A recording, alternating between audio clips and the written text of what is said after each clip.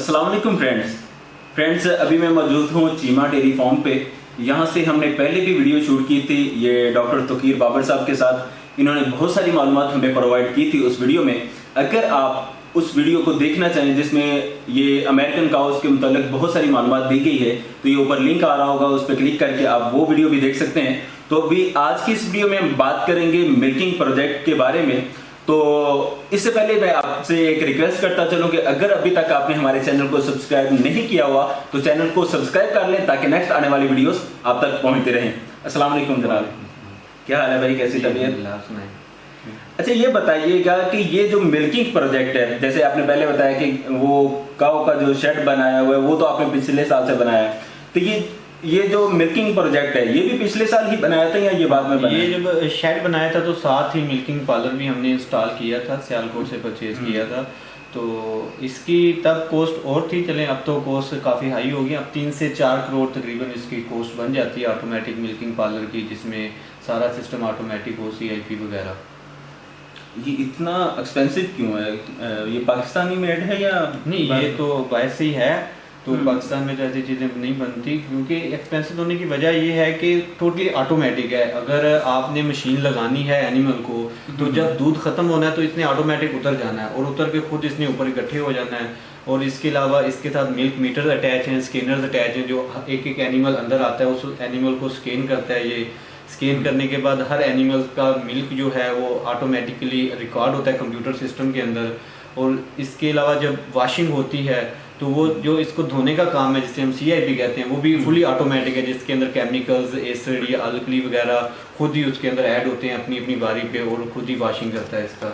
इस वजह से इतना एक्सपेंसिव है। अच्छा ये बताइएगा, ये जो आपने ये 1.5 करोड़ रुपया लगा के ये बनाया हुआ सेटअप, इसमें बैक वक्त कितनी काऊ से मिल्किंग की जा सकती है? इसमें हमारे पास 28 एनिमल का ये यूनिट है, जिसमें 14 दोनों तरफ एनिमल्स हम लगा सकते हैं एक टाइम में।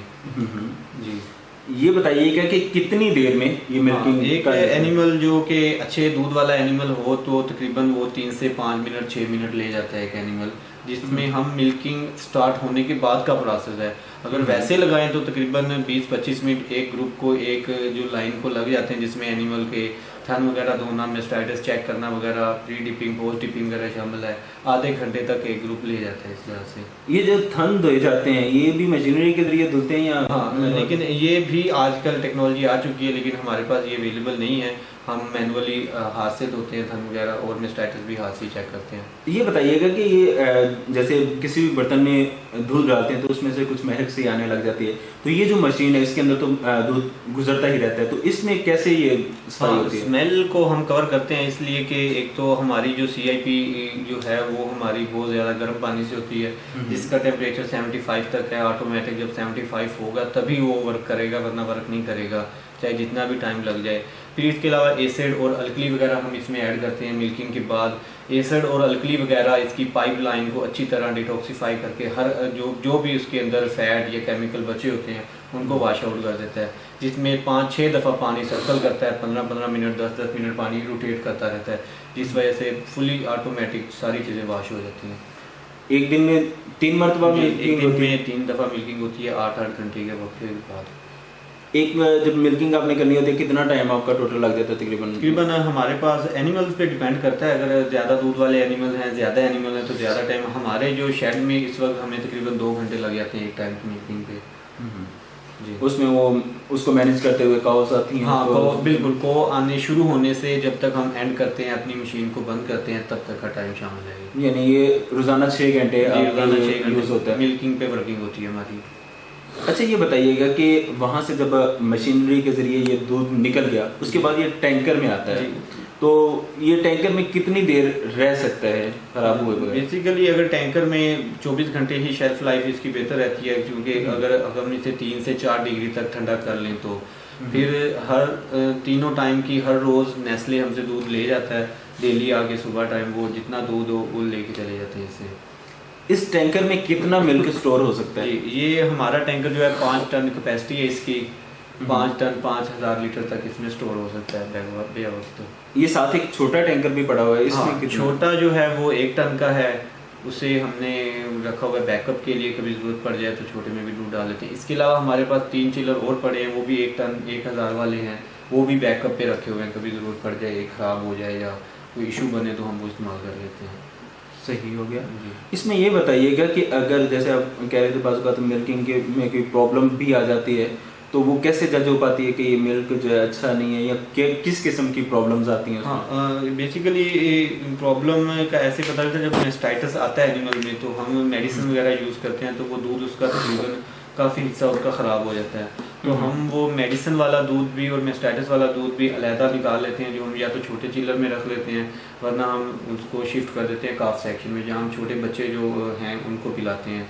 और मेस्टाइटिस जो है आता है तो उस वजह से एंटीबायोटिक जो है वो हम यूज़ करते हैं, तो वो भी दूध हम अलहदा करते हैं, क्योंकि वो हम ना तो सेल करते हैं ना वो मार्केट में जाने देते हैं, वो भी हम अपने बच्चों को पिलाते हैं, क्योंकि एंटीबायोटिक रेजिड्यूज जब आ जाते हैं जो ह्यूमन कंजप्शन में जब वो दूध यूज़ होगा तो उसके साइड इफ़ेक्ट होंगे कि एंटीबायोटिक रेजिस्टेंस हो जाएंगे। देखा गया है कि जब गाय से दूध हासिल करना होता है, दोना होता है, तो बछड़े को छोड़ा जाता है, लेकिन यहाँ पे तो बछड़े छोड़ने वाला कोई सीन नहीं है। लेकिन क्या बगैर बछड़ा छोड़े वो तैयार हो जाती है, और क्या वजह होती है कि यहाँ पे वो मिल्क के लिए तैयार हो जाती है लेकिन पाकिस्तान में आम रूटीन में वो नहीं होती? एक वजह तो ये है कि जब जिस एनिमल ने देना है 70 से 80 लीटर है, एक टाइम में 20 से 25 लीटर दूध देना है, उस पे अडल्ट तो एक तो वो इजीली खुद ही मतलब कन्विंस हो जाती हैं आगे मिल्किंग पे। दूसरा फिर जब थन वाश करते हैं, मेस्टाइटिस वगैरह चेक करते हैं, 3 से 4 दफ़ा हमारा हाथ लग जाता है, पानी लग जाता है, जिसकी वजह से वो रिफ्लेक्स डेवलप हो जाता है और एनिमल जो है मिल्किंग पे आ जाता है खुद से।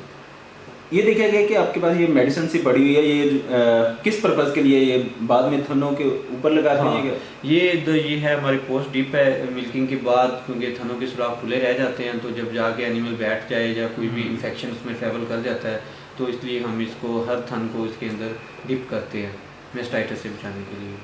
इस पे तो काफ़ी टाइम लग जाता होगा जब 1 बाई 1 करेंगे। हाँ, 1 बाई 1 एक थन को हमने डिप करना होता है, ये लाजमी है हर मिल्किंग के बाद, दिन में 3 दफ़ा हम इसको क्या बोलते हैं वैसे, अगर कोई खरीदना चाहता है तो क्या? टी डिप कहते हैं। ये मार्केट में प्रोडक्ट अवेलेबल है बनी बनाई, अगर खुद बनाना चाहे तो आयोडीन वगैरह का वीक सोल्यूशन बना के भी पायोडीन जो है उसका भी हम यूज़ कर सकते हैं। ये जो ये छोटा घूमने वाला सर्कल है, इसका क्या काम है? हाँ, ये सेंट्रीफ्यूज मशीन है, क्योंकि नेस्ले जब डेली आता है तो उसके अपने 2-3 टेस्ट होते हैं, जिसमें एक फ़ैट और एलआर वगैरह लाजमी लगाते हैं वो इससे हम फ़ैट मालूम करते हैं, तो जिसके बेस पे हमारे डेली रेट वगैरह दूध के डिसाइड होते हैं कितना रेट है कितना है। ये बताइएगा कि आजकल क्या रेट चल रहा है? हाँ, आजकल गर्मियाँ आ गई हैं, कोई इंसेंटिव थोड़े से बढ़ गए हैं।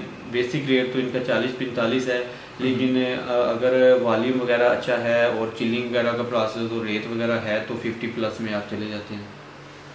अच्छा, आम मार्केट में देखा गया कि रेट इससे बेटर है, लेकिन आप इस रेट पे क्यों दे रहे हैं? हाँ, क्योंकि मार्केट के अपना चार्म है कि उधर आप बेशक 70-80 पे सेल कर सकते हैं, लेकिन वहाँ पे आपको कलेक्शन वगैरह करनी और सप्लाई दूध की काफ़ी मुश्किल मरला है, जो कि काफ़ी टेंशन वाला काम है।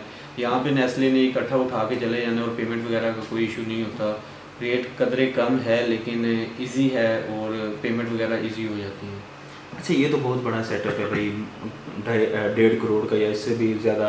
लेकिन अगर किसी के पास कम जानवर हैं तो आप क्या रिकमेंड करते हैं कि वो क्या करे इसको? हाँ, अगर छोटा सेटअप है, थोड़े एनिमल्स हैं, अगर वो हाथ से उसे दिक्कत पेश आती है तो आप मोबाइल मशीन जो मिल्किंग मशीन है वो परचेज़ कर सकते हैं।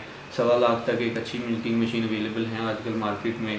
और अगर उससे भी ज़्यादा एनिमल है तो आप मिल्क लाइन लगा सकते हैं, जिसमें 5, 7, 10 एनिमल्स तक का आपका 15 से 20 लाख में इंस्टॉल हो जाता है। मिल्किंग सिस्टम जो है आप इजीली उसे लगा के आप मिल्किंग करवा सकते हैं उसमें। तो जी फ्रेंड्स, बहुत सारे सवाल क्लियर करने की कोशिश की, फिर भी अगर कोई सवाल रह गया हो तो नीचे कमेंट में ज़रूर डालिएगा। अगर वीडियो पसंद आए तो इसे लाइक शेयर कमेंट ज़रूर करें, चैनल को सब्सक्राइब करें ताकि नेक्स्ट आने वाली वीडियोस आप तक पहुँचती रहें। जज़ाकल्लाह, अस्सलाम वालेकुम।